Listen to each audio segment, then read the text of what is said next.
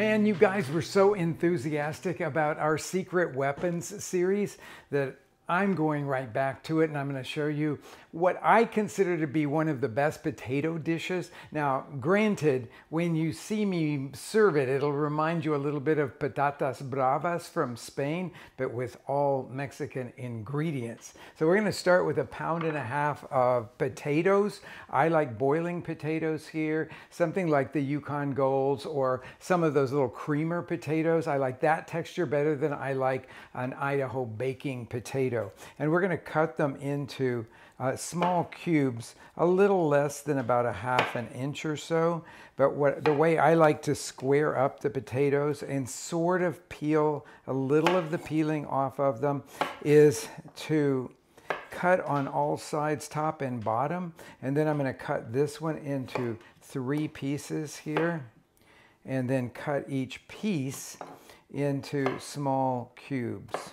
Once you get used to this technique of working with the root vegetables, you'll find that it's just second nature, and it always makes your food look so pretty. So I've got these all to cube now.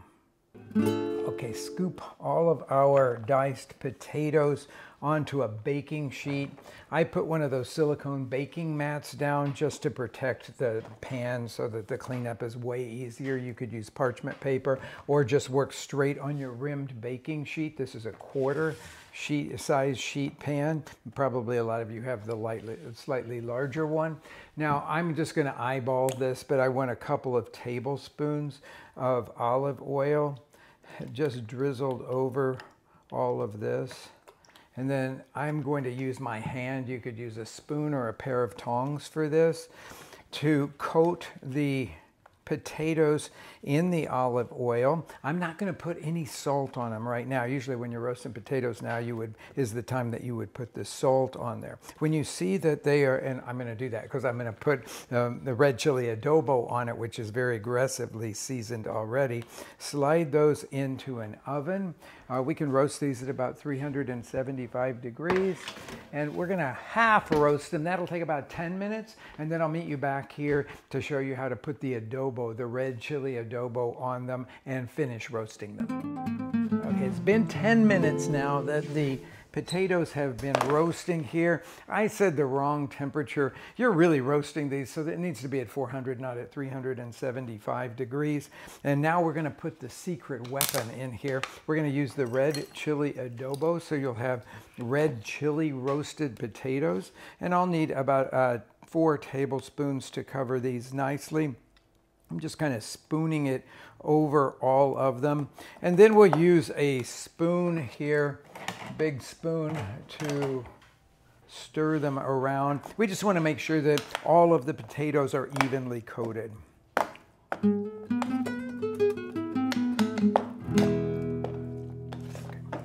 Okay, got that task accomplished. Back into the oven, the 400 degrees, and this is going to take about 10 minutes or so for those potatoes to get completely tender on the inside. But while they're roasting now, let's make this kind of aioli, but really a mayonnaise, and we're going to flavor it with garlic, which is sort of common in the aiolis that they have in Spain. But I'm starting with already prepared mayo here. About 1/2 cup is what we'll need for this amount of the potatoes. And then I'm going to add to that some blanched garlic. Now you could do this with raw garlic if you want to, but I think it can just overwhelm the dish with so much raw garlic flavor. So I usually blanch it, and I do that very quickly by just covering it with water. 1 minute in the microwave, let it cool down a little bit, and you're ready to go. So it's really very fast. Now, first thing I'm going to do is to cut these 4 cloves of garlic crosswise, so that they'll sort of hold onto the countertop, and then do the classic rock and chop across it, scooping it up all the time until I have a fine dice. You want to distribute all of this garlic flavor as evenly as you can through the mayonnaise. So once you get it chopped up pretty fine here, you can just keep working on it till it's a very fine mince, or you can do what I'm doing here, which is to use the side of your knife to kind of mash it flat. It's a technique that will distribute the flavor because you're making kind of a coarse puree out of the garlic, so it'll distribute that garlic flavor a little bit more through the mayonnaise. So when it looks sort of like that, then we will scoop it up and put it right in with that mayo. Now I'm going to put 2 tablespoons of olive oil in here, which is going to give it sort of that classic aioli-like flavor because this mayonnaise is not made with olive oil.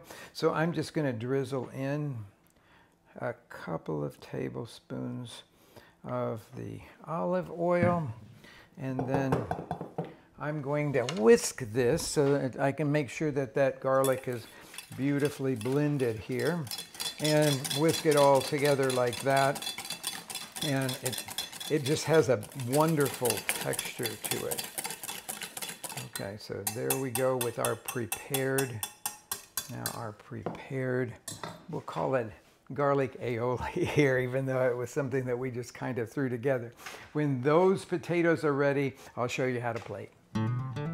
Let's check these potatoes. They've been in an additional 10 minutes. They do need to be completely tender. You'll notice that they look a little bit matte on the top, so usually what I'll do is to just sprinkle a little bit of olive oil over the top of them and then go back in and stir them so that they look beautiful and shiny. And then we're going to scoop them into a serving dish. Boy, they smell so good. You get that combination of olive oil with that red chili adobo with all its spices and garlic. That's beautiful. So now I'll just scrape it into a serving dish here. And I like to kind of pile them up in the serving dish, and then we'll put all of our garnishes on them after that. I mean, these look just great the way that they are. You don't have to put any other kind of garnish on it. But in that Patatas Bravas style, we'll use the garlic mayo on them. Okay, so we'll just, I got my hot sauce to go here. Hot sauce because this is Mexican version of all of this. And what I like to do, and you know, this is tamasula, which is kind of tangy red chili, a little bit garlicky. So it echoes the flavors of the red chili adobo, but it's tangier and spicier, obviously. And then take the aioli that we made and just dollop it all over this. This will add that sort of creamy lightness, but again echo that beautiful garlic that's running through all of this now. So you see how beautiful that is. And then we just got one last little garnish, which will be to tear off some of the leaves of the cilantro, and then just let those kind of cascade down all over this beauty. I will tell you, you set these out when you're having dinner, especially if you're going to do small plates and lots of different things to taste. These will be one of the best hits that you have.